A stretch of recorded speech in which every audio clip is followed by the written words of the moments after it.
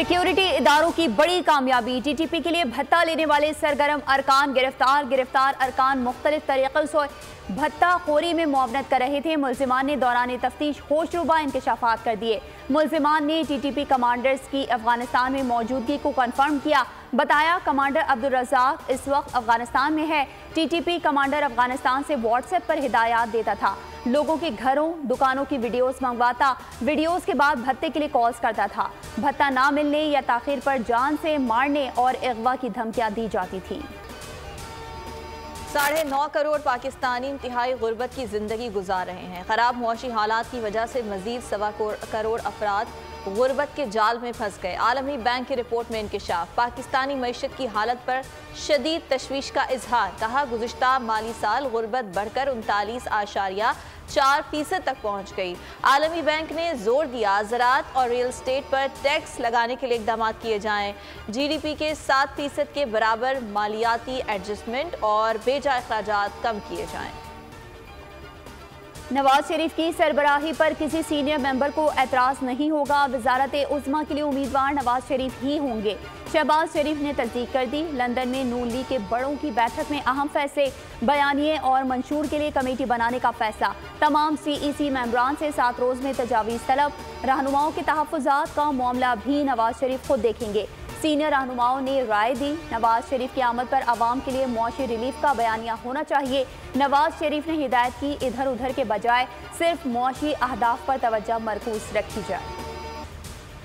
Petroleum मसनूआत की कीमतों में नुमाया कमी का इम्कान है। निगरां वज़ीर इत्तलात मुर्तज़ा सोलंकी ने खुशखबरी सुना दी। कहा कुछ लोग मुल्क में उलझन पैदा कर रहे हैं। इलेक्शन कमीशन ने ऐलान किया जनवरी में इलेक्शन होंगे। इंतखाबात की हतमी तारीख भी जल्द दे दी जाएगी। उन्होंने कहा नवाज शरीफ जेल तोड़ कर नहीं गए, हुकूमत की इजाज़त से बाहर गए थे। मुल्क के आइन और कानून के तहत सलूक होगा, नहीं मालूम अदालत क्या फैसला करेगी। नैब इख्तियारात बहाल, अहम फैसलों पर कानूनी पेचीदगियां बरकरार। जाली अकाउंट्स के तमाम केसेस इस्लामाबाद में चलेंगे या नहीं, फैसला नहीं हो सका। चेयरमैन नैब ने फैसले के लिए पीर को अहम इजलास तलब कर लिया। जराये के मुताबिक जाली अकाउंट्स के कुछ केसेस कराची ही चलाए जाने का इम्कान। केसेस कानून में तरमीम के बाद कराची मुंतकिल किए गए थे। रिकॉर्ड भी कराची में ही मौजूद है। हतमी फैसला सीनियर हुकाम की मशावरत से किया जाएगा।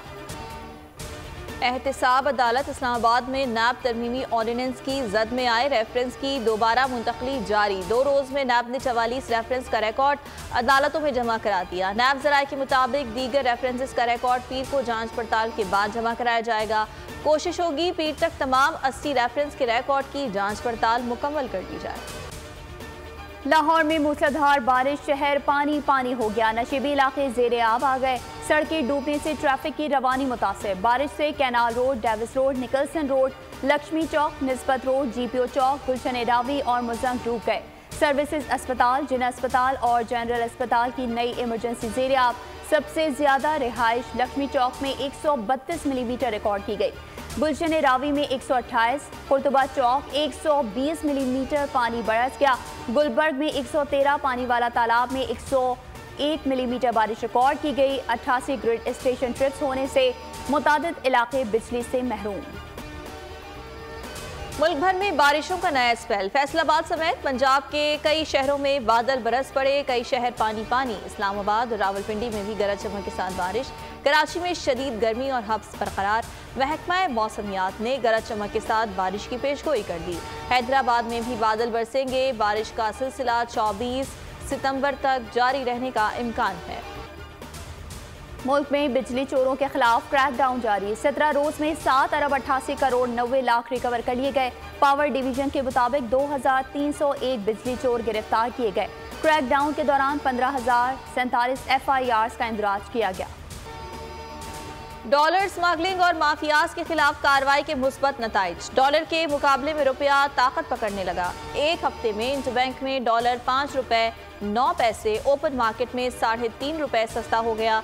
इंटरबैंक में डॉलर 296 रुपए 85 पैसे से कम होकर 291 रुपए 76 पैसे तक आ पहुंचा। ओपन मार्केट में डॉलर 293 रुपए 50 पैसे में फरोख्त हुआ। यूरो, पाउंड और रियाल समेत दीगर करेंसीज में भी गिरावट जारी। कराची के इलाके औरंगी टाउन में कार पर पुलिस की फायरिंग से नौजवान जाँ बहक हो गया। पुलिस हुकाम के मुताबिक अहलकारों ने छालिया से भरी गाड़ी रोकने की कोशिश की। गाड़ी ना रुकने पर अहलकारों ने गोली चला दी। फायरिंग से गाड़ी चलाने वाला शख्स मारा गया। गाड़ी से गुटके में इस्तेमाल होने वाली छालिया बरामद हुई। गाड़ी के साथ चलता मोटरसाइकिल सवार फायरिंग करते हुए भाग निकला। हुकाम के मुताबिक गाड़ी पर फायरिंग से हलाकत की तहकीकात जारी हैं। रानीपुर में कमसिन घरेलू मुलाजमा फातिमा के कत्ल का मुल्जिम पीर फैयाज शाह और मंसूर 5 रोज़ा जिस्मानी रिमांड पर पुलिस के हवाले। मुल्जिमान की सख्त सिक्योरिटी में इंसदादे दहशतगर्दी अदालत में पेशी। पुलिस ने 14 रोज़ा रिमांड की इस्तदा की। पेशी के बाद मुल्जिमान थाने मुंतकिल। फैयाज शाह समेत 8 मुल्जिमान हवेली में मुरीदों को जमा करने, फातिमा के केस पर असरअंदाज होने के मुकदमे में भी नामजद। स्टील टाउन कराची में शहरी से डाकू की लूटमार। सफाक लुटेरे ने 4 साला बच्चे को गोद में लिए शहरी को रोका।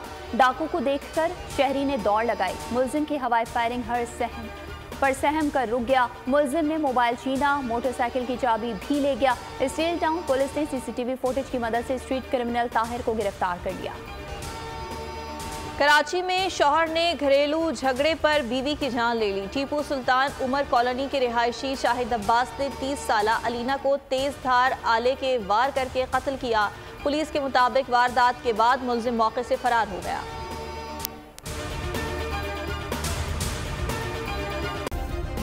सब्सक्राइब करें और बेल दबाएं ताकि कोई खबर रह न जाए।